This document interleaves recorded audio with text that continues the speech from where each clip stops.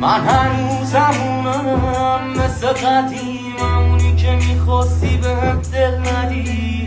اوضاع عوض شده، عشق بینمون جریان، دوست دارم تو صبح پیشم بمون. فاضلا بلای برفا چقدر انرژی بخشه، اون گرمای دستا میگفتی دور نرو برگرد پیشم سری چند ساعت بیخبر باشیم اصلا بکریم. دوست داشتم ولی دریغ از لیاقت میگی داشتی برگرده این اغلبه یه ساعت. زمان گذشت بهم ثابت کرد یه بازیگر حرفه‌ای تو قالب عشقم.